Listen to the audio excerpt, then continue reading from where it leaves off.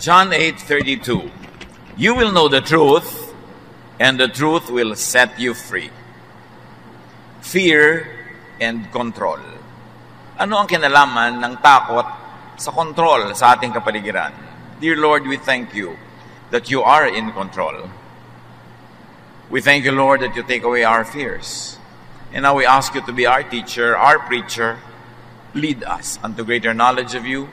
Kayo pong mangusap at mangaral, hanguin niyo kami sa kadiliman, sa kamangmangan, turuan at akayin. Dalangin namin ang lahat ng ito sa ngalan ng iyong anak na si Jesus. The fear of losing control is mother of many fears. Ano ang kinakatakutan natin na hindi natin makontrol? That's why people sometimes could be afraid when riding on a plane. Because you cannot control the plane. Somebody else is controlling it.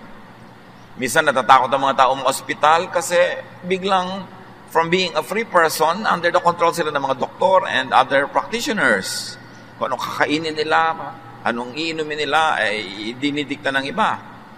That's why many people don't want to be in prison because they are not in control of their schedule, their personal lifestyle.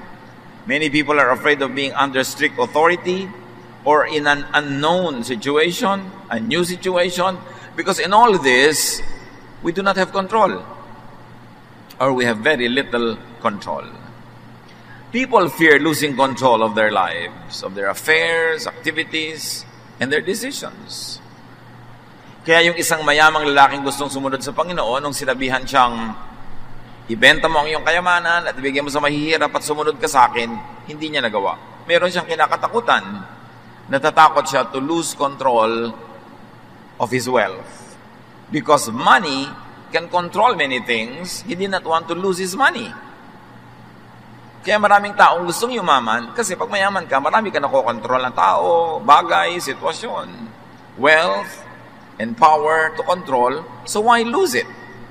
1 Samuel 28:5-7. When Saul saw the Philistine army, he was afraid.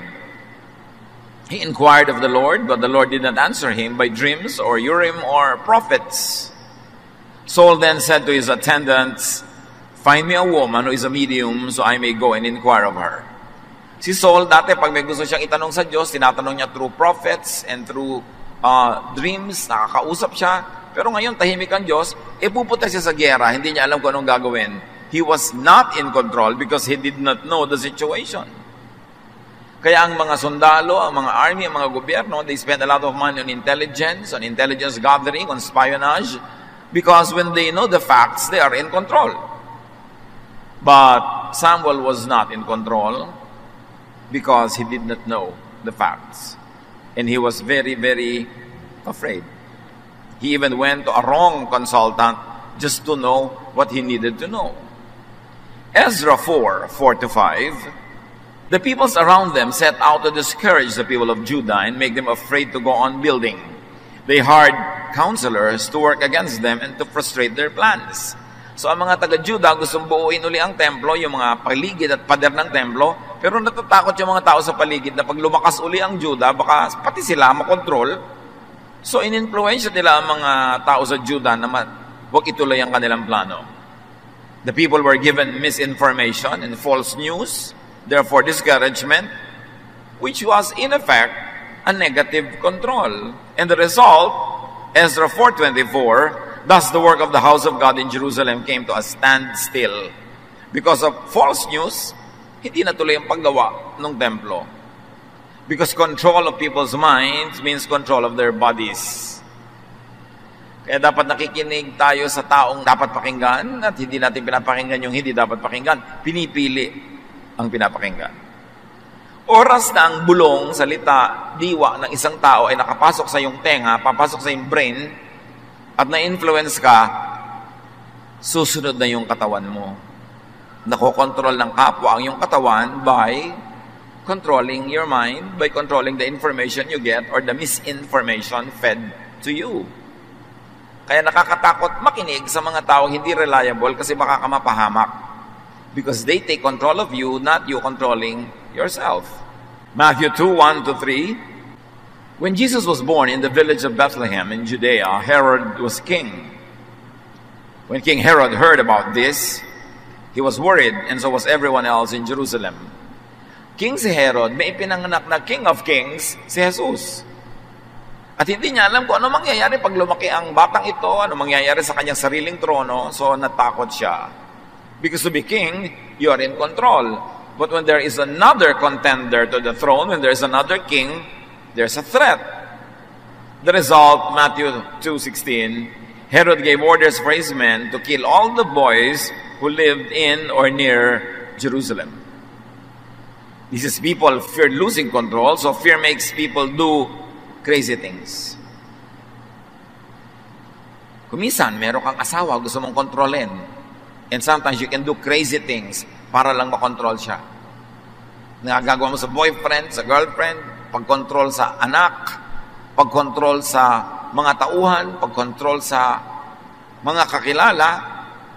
Marami kasing tao, hindi sila aware that because they fear so many things, they like to control everybody and everything para sila matahimik. Because they think that only when they put people under control can they be safe or can they be happy. But when we fear losing control or when we like to control too much, we can do many foolish things. That's why it is important for us to understand the dynamics of fear of losing control. Because sometimes the very effort at controlling gives a lot of backlash. Na ang balik nito, ang buwelta sa buhay mo, mas nakakatakot pa kaysa sa original mong kinakatakutan. People fear what and who they cannot control. Bakit natatakot ka sa isang asong ulol? Kasi hindi mo makokontrol, baka kakagatin. Pero bakit kinukutsi-kutsi mo pa yung asong cute na may ribbon na ngingiti-ngiti sa'yo? Kasi alam mo, under control, hindi threatening.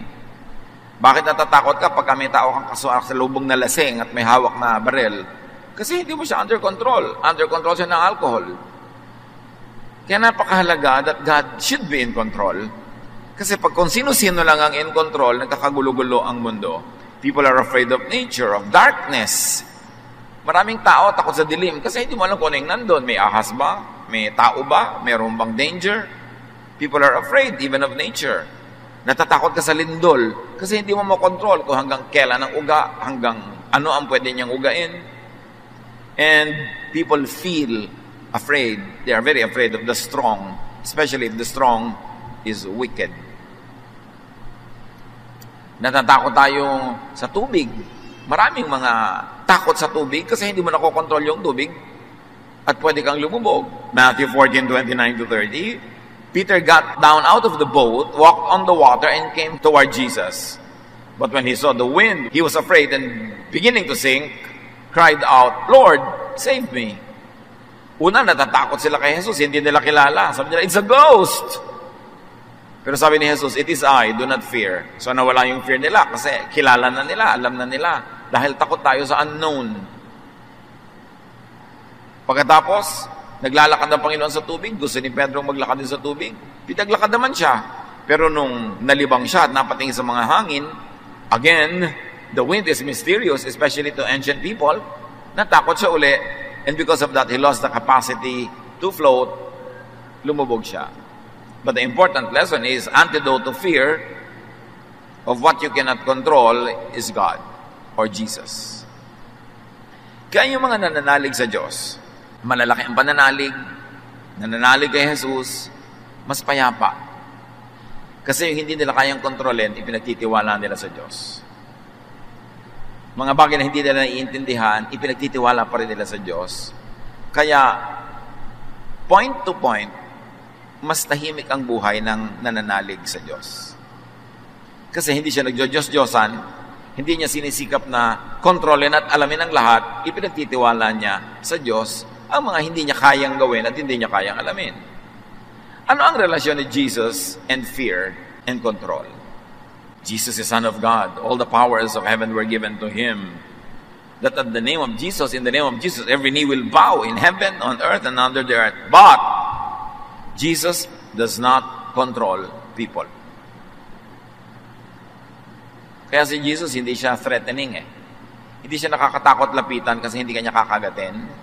Hindi siya nakakatakot sundan kasi hindi kanya aangkinin. Hindi siya nakakatakot pakinggan kasi hindi kanya kokontrolin. Pharisees do control people. Yung babae na natagpuan ng Panginoon sa tabi ng balon, sabi ni Lord, alam mo, meron akong pwede ibigay sa iyo na living water. Minsan lang kita bigyan, hindi ka na mauuhaw ulit. John 4:13-14, everyone who drinks this water will get thirsty again, meaning the water in the well. But no one who drinks the water I give will never be thirsty again. The water I give will become in that person a flowing fountain that gives eternal life. Ganun kabait si Jesus. Bibigyan niya yung babae ng living water na sasabihin niya, hindi mo na kailangang umigib uli. In fact, hindi mo na kailangang humingi ulit sa akin kasi babalong sa iyong kalooban ang tubig na ito. It will be like a spring inside of you. It will flow naturally to the point that this woman did not even have to go to Jesus again and again and again.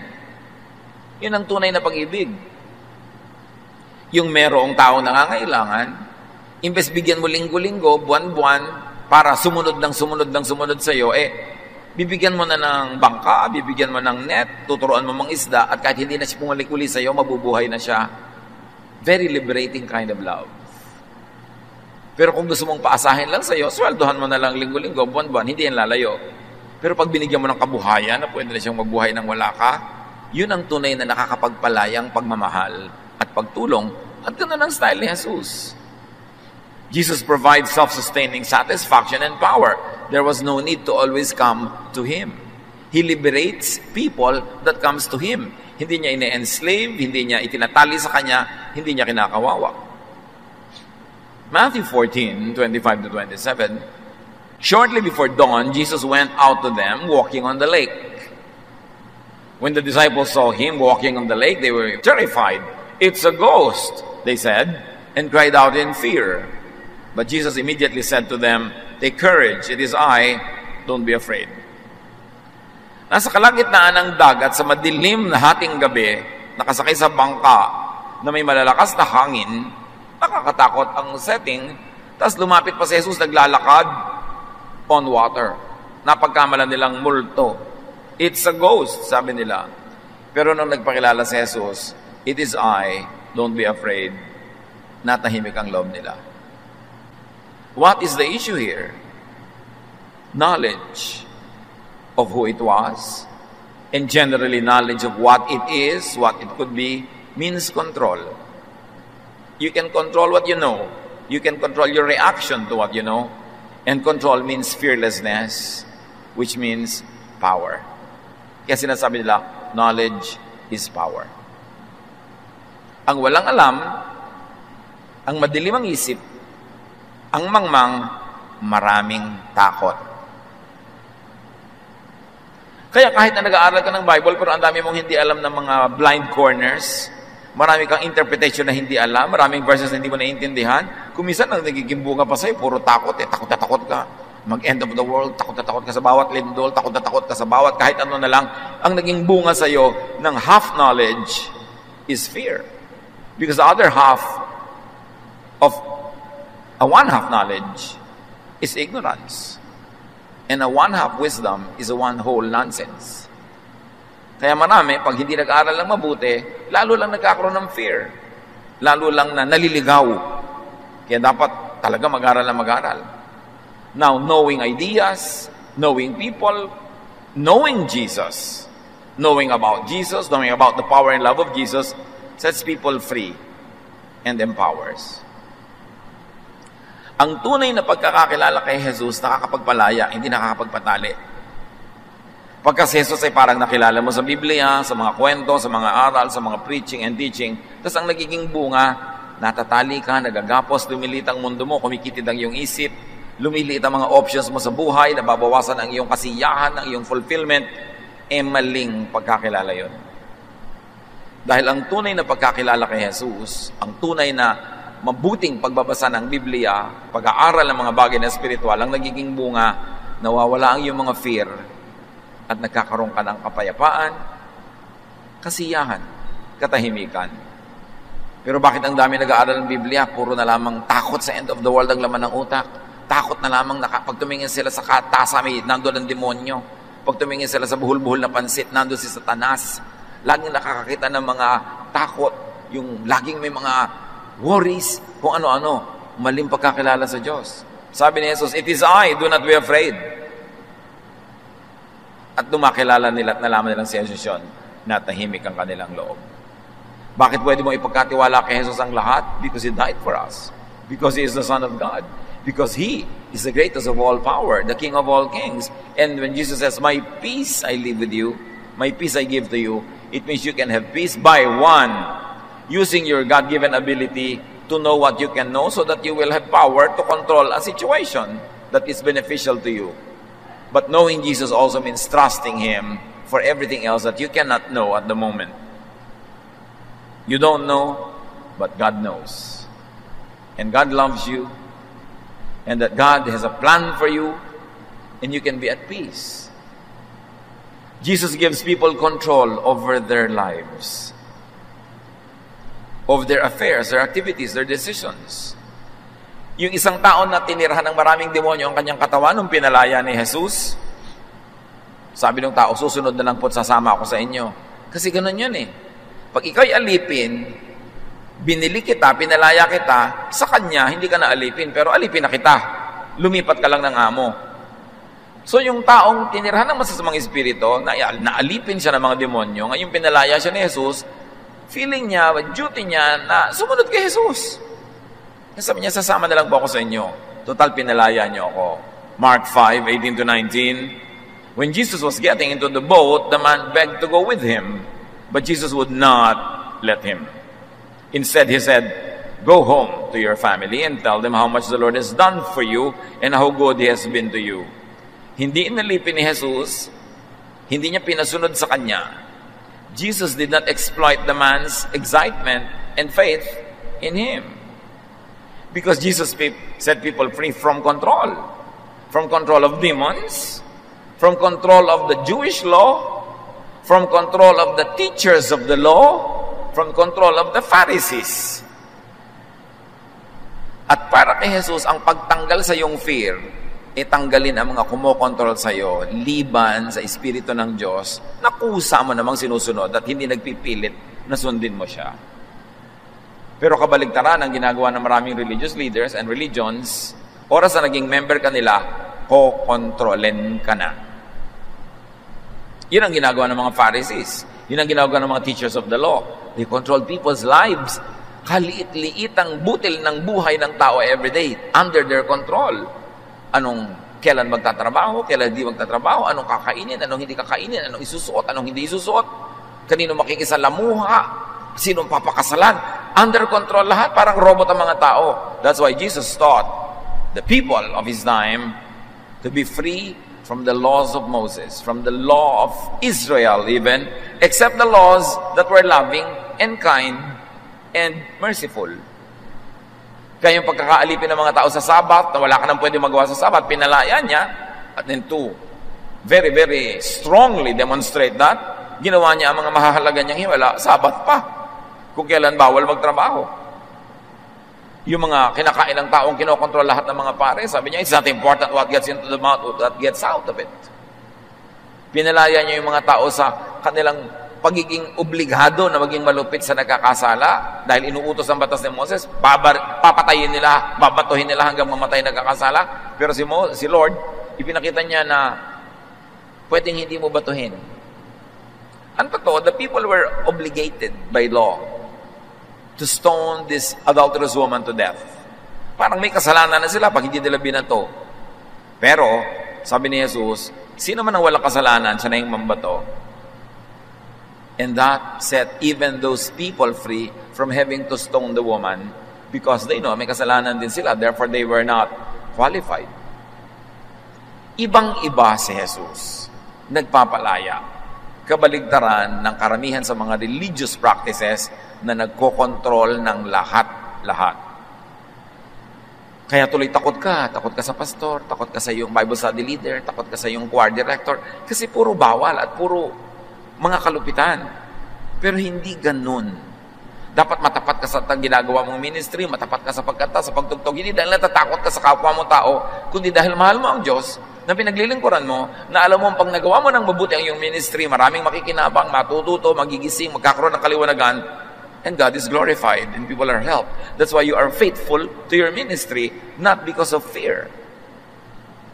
Matapat ka sa iyong asawa, hindi dahil lang takot ka mabisto, dahil mahal mo ang Diyos, at dahil inutos ng Diyos na mahalin mo ang iyong kapwa, minamahal mo ang iyong asawa, ang kanyang dangal, ang kanyang reputasyon, ang kanyang emotion, ang kanyang feelings, kaya nananatili kang matapat. Hindi sa takot, but because of love. Hindi ka gumagawa ng mabuti because you're under control or compulsion, but because it is your free will now to do what is good. Sabi, use your freedom to serve one another. Hindi ko mo free ka na, baliwala na sa iyo tao, baliwala na sa iyo yung duty mo. No, all the more that you become faithful, all the more that you become a better person because you are free. And now it is your choice to do good. You are not compelled by the law to do good. In being powerful yet not controlling people, Jesus takes people's fears away. Inaalis niya yung takot ng mga tao. Kahit nung bumagyo, pinatahimik niya ang bagyo, nawala yung takot ng mga tao. Pero hindi sa kanya naman natakot. Alam niyo, kuminsan, ipagtatanggol ka ng isang natipunong lalaki sa isang maton, pero pagkatapos doon, kanya ka na. But Jesus is not like that. He sets you free from oppression of others, even by demons, and then He does not take control of you. You surrender to His Lordship. He does not force you. And His Lordship is sweet and nice and good and user-friendly. Ang tanong, mga kapatid, who and what do you fear? Know who and what you fear. And know enough not to be afraid. To be in control of yourself. Yung mga ibang tao natatakot magpa-medical check-up kasi hindi nila alam kung ano magiging result. Lalo kung may nararamdaman sila, may suspecha silang nararamdaman, ayaw magpa-check-up, natatakot sa result. Pero alam nyo ba, habang hindi nyo nalalaman yung tunay na result, natatakot din naman kayo. At natatakot ka kung minsan sa bagay na hindi mo pala dapat katakutan dahil kung nalaman mo lang yung result, malalaman mo wala ka palang sakit. Pero dahil hindi mo alam, natatakot ka pa rin. Ba't hindi mo nang alamin na lang? At kung talagang nakakatakot nga yung nalaman mo, at least alam mo na, and you can do something about it para magpagamot, para ayusin mo ang iyong buhay, para maiwasan mong lumala ito, you will be in control, at least up to a point. Knowledge sets you free. Kung nag-aalala kayo na meron kayong malalaman na karamdaman, kaya ayaw nyo magpa-check up, lalo kayong dapat magpa-check up para malaman nyo. Kasi pag alam nyo na, malalaman nyo kung anong dapat nyong gawin. Ang pinakamalungkot sa lahat ay yung natatakot ka na malaman mo ang isang bagay na pag nalaman mo pala, hindi naman nakakatakot. Dapat inalam mo na lang agad para natanggal na yung takot mo. At kung nakakatakot na yung nalaman mo, alam mo na ang gagawin, it is always better. Control what you can. Control what you may control. Siyempre, pagka ikaw yung manager, dapat may control ka sa mga tauhan mo. Alam naman, kanya-kanya na lang sila ng gagawin. Pero, yung control na alam mo dapat hanggang saan lamang. Magulang ka, dapat may control ka sa iyong sambahayan, sa iyong mga anak. Pero alam mo dapat kung hanggang saan lang yon, hanggang dapat lang na kailangan para yung pamilya nyo manatiling buo at ligtas. Pero may mga bagay na ibinibigay mo ng mga kalayaan, maging sa iyong anak, maging sa iyong tauhan, maging sa mga taong pinapakain mo, hindi mo sila kinokontrol buong buo dahil hindi ganun ang style ni Jesus. Ano ang dapat nating nakokontrol para nababawasan ang mga fears natin sa buhay? Control your health. Up to how much you can control it. Yung worried ka ng worried, diabetic ka, tapos hindi mo makontrol ang kakakain mo ng kimpal-kimpal na asukal. Yung alam mo, diabetic ako, pero subo ka na subo ng leche flan. Tapos nag-aalala ka, ano na kinararamdaman ko? Control your health. Para mabawasan ang iyong fear. May kaya ka namang kontrolin eh.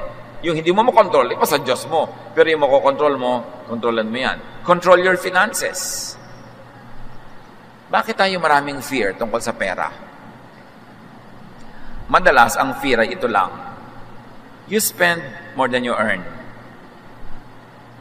Nakakatakot nga yun. Kasi sasabog sa mukha mo one day, na may utang ka na pala, lubog ka na pala sa utang, o wala ka na pala gagastusin, o napahamak ka na because you're spending more than you're earning. Control your career. Natatakot ka na hindi ka umasenso, hindi ka ma-promote. Kontrolin mo yan. Dagdagan mo asset mo, dagdagan mo karunungan mo, dagdagan mo mga training mo. It's a way of controlling the direction of your career. Natatakot ka sa environment. Control your environment. Tumigil-tigil ka ng katatapon ng plastic kung saan-saan. Tumigil-tigil ka ng sobrang consumption ng mga disposables.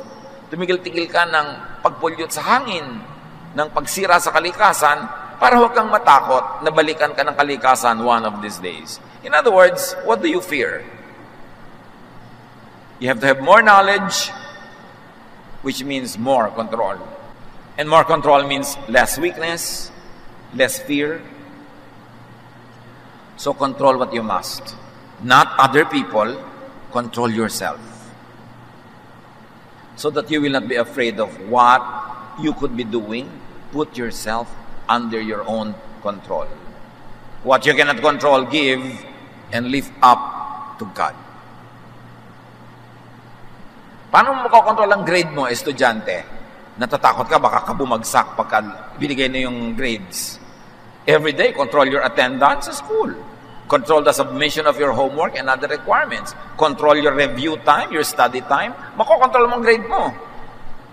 Pero yung wala kang ginagawang pagkocontrol doon, you will be under the mercy of whatever grade is given you, then you have a lot of fears.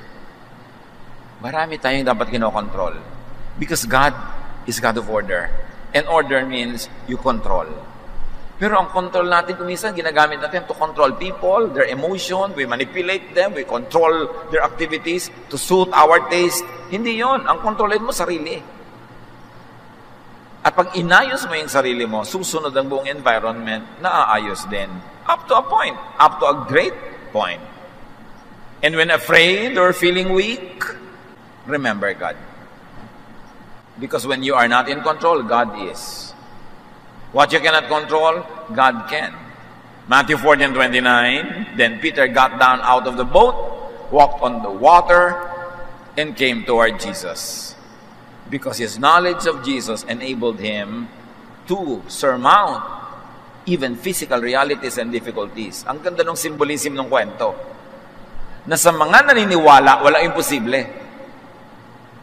Pag naniniwala ka na pwede ka maging honor student, hindi yun imposible mangyari. Kasi yung paniniwala mo will guide your everyday activities hanggang naging weekly, naging monthly, naging buong semester na yung activity mo, ang ending, naging honor student ka. Kailangan may pananalig. Kaya importante yung pananalig. Huwag niyong tinatanggalan ng tao ng pananalig. Di ba dalag nananalig siya sa sobrang mali? Kasi yung pananalig energizes us. Naniniwala yung tao halimbawa sa isang doktor na magaling yung doktor, huwag mong siraan yung doktor sa kanya dahil pag nawalan siya ng pananalig, mawawalan din ng bisa yung paggagamot sa kanya ng doktor na yun. Gagamutin mo ba siya? Nananalig ba siya sa'yo? Kuminsan, we are in a religious and a spiritual journey na nasa gitna pa lang tayo, wala pa tayo sa dulo, hindi pa natin talaga alam ang lahat, hindi pa natin nasusukat ang lahat. Tapos yung ibang tao, guguluhin mo agad ang pananalig nila para masabi mo lang na may konti kang alam. Pag ginulo mo ba yung pananalig nila, may ipapalit kang iba na kasing tibay o mas matibay? Because one of the unkindest things that you can do to people is to shake their faith and not replace that with a stronger and a better one. Pag wala nang inaasahan, pag walang pinapaniwalaan, mas nawawalan ng direksyon ng tao sa buhay niya. Kaya importante na may pananalig, lalo sa mga talagang napatunayan ng mabubuting bagay. Jesus and faith empowers people to conquer fears, to transcend limits, and to achieve great feats, great projects, to do great things. Jesus, our faith in Jesus, can empower us to conquer our fears. What are your fears? Ilapit sa Panginoon. Tulad nga ng binanggit natin, kung makakatulong sa inyo na mag-aral, magsanay, para hindi kayo natatakot.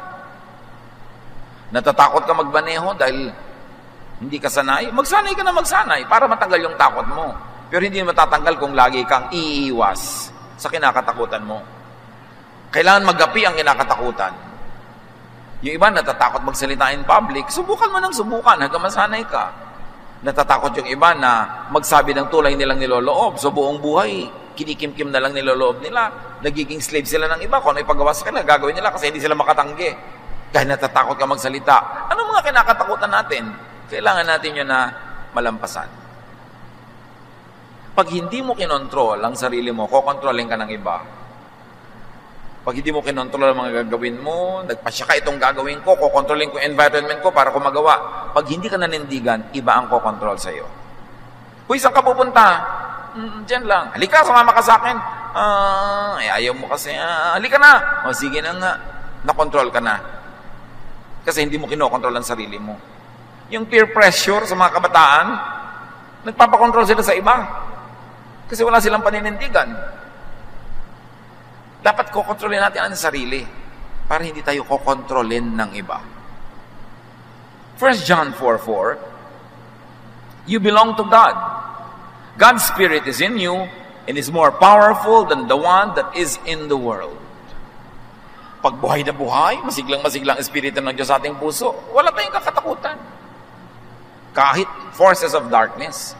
Because greater is He that is in you than He that is in the world. May weakness ka, meron kang talent na dapat mong i-develop, meron kang dream na gusto mong abutin. Have faith in God, do what is practical, develop yourself, and go for it. Take control of your life para hindi ka masyadong natatakot sa iba. 2 Timothy 1:7, for the Spirit God gave us does not make us timid, but gives us power, love, and self-discipline. Ang Espiritu ng Diyos kumikilos para hindi tayo gawing mahiyain o kimi o dungo. Pagka dudungo-dungo ka, kikimi-kimi ka, babatok-batukan ka ng lahat. Aakay-akayin ka, itutulak-tulak ka. Sabi, hindi ganyan ang Espiritu ng Diyos. Matapang, pero hindi gumagawa na masama. Naninindigan sa tama, hindi laging nakikisama. Kung ang pakikisama ay magiging pakikisama, minsan gino-glorify natin yung magaling makisama. Up to a point, it is useful, lalo nung tribal level ng ating civilization, na kailangan mo ang tulong ng kapitbahay mo para ka mabuhay. Kailangan talaga makisama ka.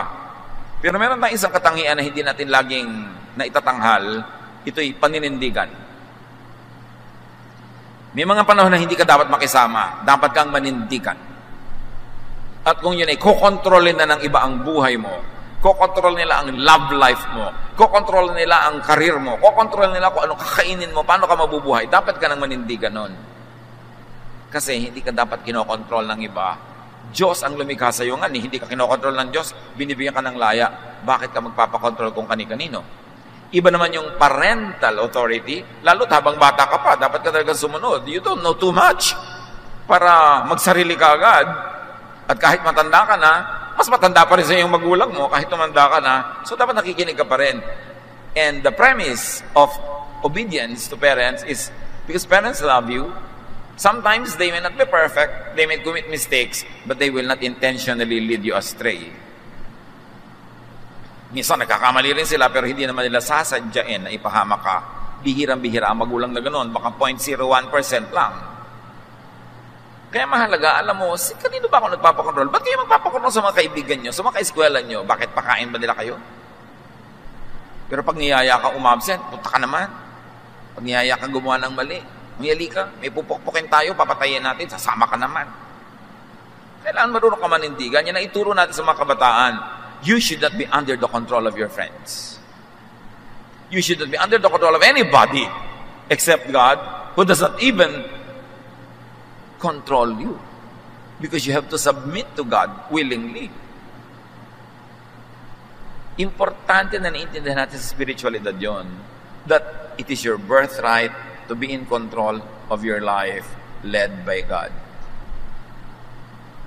In being powerful yet not controlling people, Jesus teaches and enables people to not fear Him and not scare people to control them. dahil hindi tayo kinokontrol ni Jesus, hindi din dapat tayo controlling sa ibang tao. Kahit ikaw ay religious leader, spiritual leader, you should not be controlling. Kahit sa counseling should not be directive. Yung may problema yung tao, didiktahan mo na, alam mo, itong gawin mo, itong gawin mo, itong gawin mo. Tapos pag magpapapayo uli next week, ayaw na kitang payuhan. Bakit po? Hindi mo naman ako sinusunod. Hindi ganda ng payo. Pag nagpapayo ka sa tao, parang magulo yung buhok niya, sinusuklay mo lang para maintindihan niya kung alin ang mahaba, alin ang maiksi. Para maayos niya yung buhok niya. Tinutulungan mo siyang suklayin. Pero bahala siya kung gusto niya itirintas, ipusod, ibuhol. Siya ang bahala, buhok niya yun eh. Pag nagbibigay tayo ng payo, sasabihin lang natin, alam mo, sa tingin ko, kasi hindi ako masyadong involved sa problem, so siguro mas objective ako kaysa sa'yo. Pag ginawa mo ito sa boyfriend mo, number 1, ito ang magiging bunga. Number 2, itong ginawa mo, ito magiging bunga. Number 3, itong ginawa mo, ito magiging bunga. So, pumili ka kung alin ang gusto mong gawin.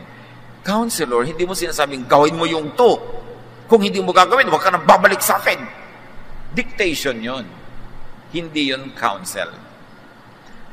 Marami pa namang tao pag nagiging relihiyoso, ang nagiging tendency to control others. Yung, oy, ba't ganyan ang suot mo? Hindi yan sinusuot ng Christian. Anong pake mo? Sinusuot ng kapwa. Diba? Lalo't hindi naman inagaw sa sampayan mo yung suot niya. Pwede kang mag-suggest kung nagtatanong, uy, bakit ba ako hinahabol ng mga lasing pag ganito ang naglalakad ako? Eh kasi naman, ang damit walang tansan. Siyempre, habulin ka ng mga lasing, sister. Bakit di mo subukang takpan-takpan ng konti ng salompas ang iyong mga anatomy para medyo conservative ka naman? Bakit band-aid lang ang takip? So, bibigyan mo ng choices, pero hindi ka nagdidikta dahil Christian ka, dahil Bible study leader ka, dahil sister ka in the Lord. Pinapakialam mo na yung buhay ng may buhay. Jesus sets free. Why are you controlling people? Bibigyan mo lang sila ng kaliwanagan. Ito ang sabi ni Jesus, ito mga option, ito mga pwede natin gawin. But the obedience is up to them. Kahit mga preachers and teachers, you preach, you teach in the best of your knowledge. And you explain in the best of your understanding what the Word of God means, pero hindi mo pinupulis ang mga tao kung sinusunod nila o hindi. It is their choice. Hindi yung pupunta ka sa bahay ni sister ganon, tingnan mo talaga kung nandun yung boyfriend niya. Yung ganon, parang Gestapo state, para kang mga espiya nung panahon ng Hapon. Nagpipreach ka, ipinapanalangin mo mga ipinagpipreach mo na nawa maliwanagan, sundin nila on their own free will, pero hindi ka pulis. At kung sakaling hindi nila sinunod o hindi nila nasunod, hindi ka judge. Teacher ka, counselor ka, nasa tao ang degree ng pagsunod, paano susundin, kailan susundin, free will niya yon. Kailangan lang galingan mo yung turo.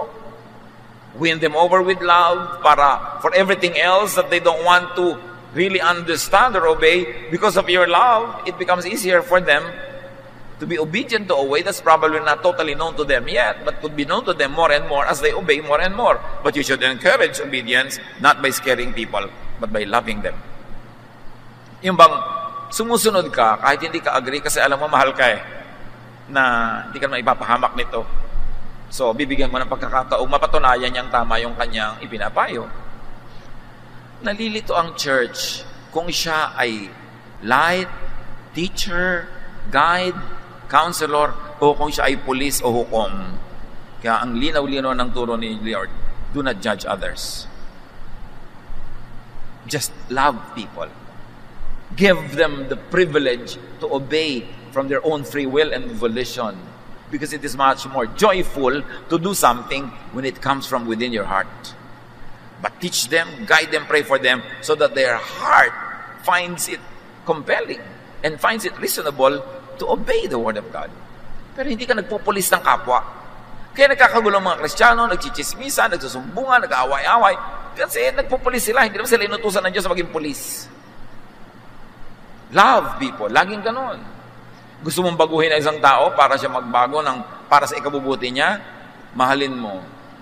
Alam niyo, yung pagmamahal talaga is more powerful than anything. Kaya marami sa atin, ang tagal-tagal lang nasa church, hindi pa talaga nararanasan ang tunay na Jesus. Kasi ang ginagawa natin nga, we judge, we police, we force ourselves onto people's lives. O yan, tagal-tagal na kitang Bible study, naninigarilyo ka pa rin. Pinapagalitan mo talaga. Bible study, turuan mo ng turuan, at kung kailan siya magkakaroon ng conviction, siya ang magpapasya nun. Hindi mo kinukonsinte, hindi mo encourage, pero hindi mo judge at hindi mo pinopolis. Yun ang style ni Jesus. Jesus sets people free from satanic control through outright deliverance. May mga pinalayas talaga siya mga demonyo, at meron naman sa pamamagitan ng love. Kaya naman pala problematic tong tao na to, kaya nagsasalita na ang dami-daming boses. Kaya pala nagkakaroon ng split personality ito. Hindi naman pala demonyo, depressed lang. Lonely, sad, alone, afraid. 1 John 4:18, there is no fear in love, but perfect love drives out fear. Because fear has to do with punishment. The one who fears is not made perfect in love. So dapat gumagawa ka ng mabuti, hindi dahil takot ka sa parusa, kundi dahil mahal mo ang Diyos, alam mong mahal ka ng Diyos. Gumagawa ka ng mabuti sa kapatiran kasi alam mong mahal ka nila, mahal mo sila, hindi dahil takot kang madisiplina. When people do not suffer from being controlled, when people do not suffer from wanting to control others, they become free. They find rest and peace. Pag kinokontrol ka ng iba, hindi ka free. Tama. Pero pag nangko-control ka rin ng iba, hindi ka rin free. Pag tinatalian mo sila, kahit saan sila pumunta, kasunod ka dahil hawak mo yung tali. Yung mga taong lagi nagsiselos, nagko-control ng kapwa, nagbabantay ng kapwa, hindi kayo free. Kasi, dapat kayong matulog, hindi kayo makatulog, nagmamanman kayo. Dapat kayong mapahinga, hindi kayo nagpapahinga. Dahil may kayong iniisip, gusto nila silang kontrolin. Pati ang mga mangyayari, kokontrolin nyo kung sino makakasama niya, hindi nyo makakasama. Para kayong engineer, script writer, director ng pelikula, dinidirect nyo lahat ng tao sa inyong paligid. Nakakapagod yun. Hindi kayo mapapahinga. Kaya kung meron kayong loved one, meron kayong papa na kailangan nyo pang bantayan, pawalan nyo na lang. Kasi yung dapat bantayan, pag hindi kayo nakatingin, magwawala din yun. Hayaan nyo siya. Kaya nga sabi, if you love something, set it free. If it comes back, it is yours. If it doesn't come back, it never was yours. Kaya kung meron ka diyang loved one na nandyan lang dahil nakabantay, marino ka, it's not worth it. Pawalan yun, nakakapagod yun. Dapat hindi ka habol ng habol. Dapat, kusa siyang pumupunta sa'yo. Mapapahinga ka. Doon ka lang mapapahinga pag hindi ka nang kokontrol ng iba. Yung kailangan mo pang kunin yung SIM card niya, yung kanyang password, tapos para kang detective na nakabantay sa lahat ng mga post niya, nagla-like sa kanya, may 100 siyang friend, lahat tinitingnan nyo, minamanmanan nyo. Hindi kayo free nun. It's not worth the relationship. It's not worth it. Na napapagod kayo, napupugayat kayo ng kababantay, kapipigil. No! Hindi yung style ni Jesus. You don't become free that way. John 14:27, peace I leave with you, my peace I give to you. I do not give to you as the world gives. Do not let your hearts be troubled and do not be afraid. So you see, ang peace nandun lang sa setting people free and being free yourself. Yung kailangan mong hulihin, bantayan, itali, ikulong is not worth it. Huwag na lang. Get freed from your personal demons. Marami tayong mga takot, marami tayong mga fear, only because we like to control. Let go. Relax. Yung mga sobrang nagpapasikat, yung merong kang birthday, gusto mo perfect na perfect ang lahat kasi magpapa-impress ka sa lahat ng bisita, nakakapagod yun. Yung babayad ka pa ng mga sikat para umaten, para mapag-usap ang may sikat na umaten sa iyong event, wag na lang. Kung sino talagang willing pumunta para hindi ka pagod. Importante yun. What is freedom and choice to control personal life? Give people choices. Give people freedom. Nakakapagod yung binabantayan, nakakapagod din ang magbantay. Dapat, pahinga ka. Kung ayaw niya sa'yo, huwag mong pilitin. Pag lumuwag-luwag yung tali mo, aalis din yun. So ngayon na, kaysa bukas. Iiwan ka pa rin pala next week. Di ngayon na, para mag-start ka na makamove on. Pag mo siyang pigilin. Matthew 6:24, you cannot be the slave of two masters. So kung nasa Diyos ka, dapat free ka from satanic control. Dapat hindi ka nagpapadeceive that you get into the business of controlling others and being controlled by others. John 8:11, Jesus told her, this is the woman caught in adultery, was accused by everybody. I am not going to accuse you either. You may go now, but don't sin anymore. You see si Lord? Kaya siya nakakapahinga, nakakatulog kahit may bagyo eh. Kasi hindi niya minamanmanan ang lahat ng tao. Sabi niya, hindi ka ba nila in-accuse? Nawalan sila ng lakas ng loob. Ako na hindi kita i-accuse. Then pareho tayong relax. Umuwi ka na. Huwag ka na magkasala. Ayusin mo yung buhay mo. Hindi niya sinabing, bukas, check-in kita ha. Kasi mahirap yun sa kanya at mahirap dito sa tao. Judgment means control. Pag ikay niya na-judge ng sino man, under control ka. Kaya kung sasali ka ng beauty contest, ang judges hahanapin 36, 24, 36. Slave ka nila. Hindi ka makakain na gusto mong kainin. Hindi mo gagawin mo kasi kailangan sundin mo yung standard nila. Because judgment means control. Pagka yung mga taong kasama mo, ginadjudge ka sa suot mo, sa kinakain mo, nakokontrol ka nila para huwag ka nilang pagalitan, huwag ka nilang pagchismisan, nagpapakontrol ka kahit ayaw mo. Kaya ayaw ni Lord ng judgment. Kasi gusto ni Lord ang mga tao may laya.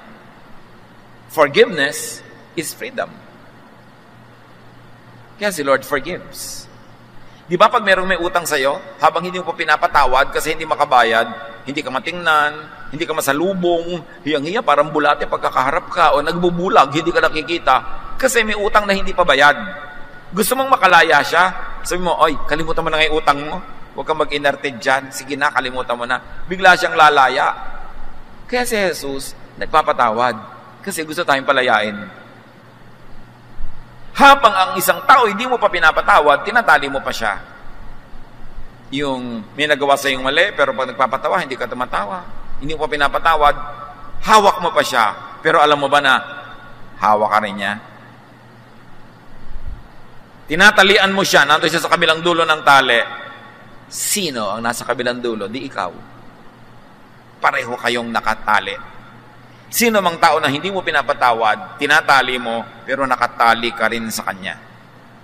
Pareho kayong lalaya pag pinatawad mo na. Magpatawad ka dahil banal ka, pero kung hindi ka banal, magpatawad ka dahil matalino ka.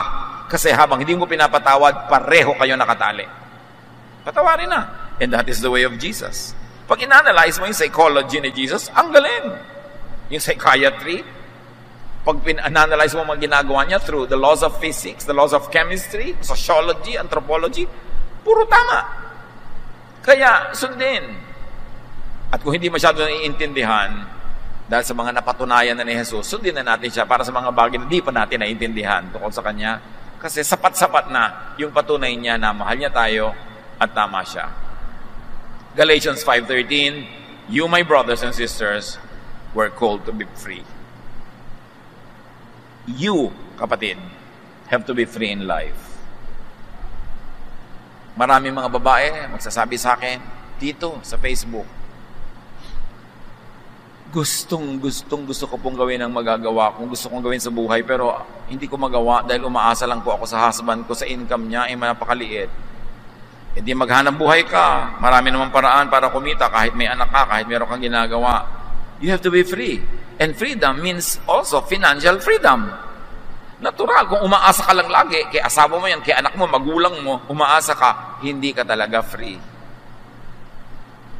Hindi mo mabili yung gusto mong bilhin kasi pagka kumukuha ka ng gano'n sa supermarket, nakatingin na sa'yo. Kailangan mo ba yan? Eh siya kasi magbabayad. Hindi naman. Babalik mo na. Siyempre, kung may pambayad ka, hindi ko to kailangan, pero gusto ko rin bilhin. Hindi meron kang kalayaan. Kaya financial freedom is important. Empower yourself to be fearless. Empower yourself to fear less. And the rule is very simple. Mas umaasa ka sa isang tao, mas nakatali ka.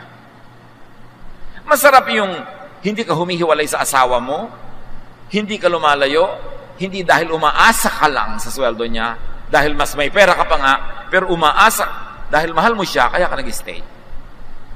Hindi na-oobliga ka lang. Ang daming, Naku, tito, sasabihin nila sa akin sa Facebook, kung may pera lang ako, iniiwan ko na to. O, gusto mong umutang, makalaya ka na lang. Dahil hirap na hirap ka na pala, binubusan ka na kumukulong tubig, sinasaksa ka ng ice pick, pinaglalakad ka sa apoy, dapat talaga lumaya ka. Yung, hindi magawa kasi walang kakayanang mabuhay. Kaya ang tinuturo, the Lady of Proverbs 31, di ba? Ang galing maghanap buhay, ang galing magnegosyo, nagbibigay sa charity. Pero mahal siya ng asawa niya, mahal siya ng mga anak niya, masaya sila.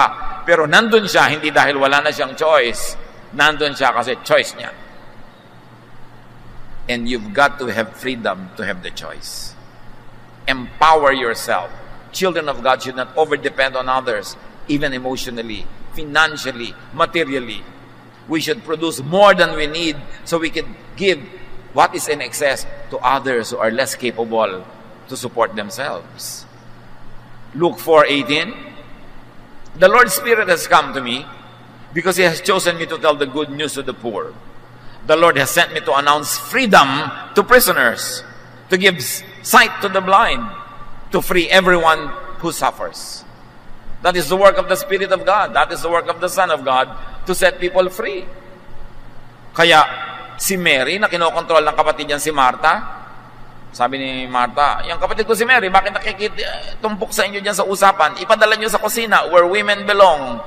Sabi ni Jesus, well, Mary has chosen the better thing. It will not be taken away from her. Pinalaya niya mula doon sa atin na gusto siya laging isubsob sa kawali. Gusto niya mag-aral.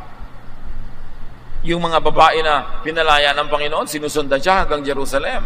Pinalaya niya mula sa household duties para magawa rin nila yung tawag sa kanila ng Diyos, yung calling sa kanila ng Diyos.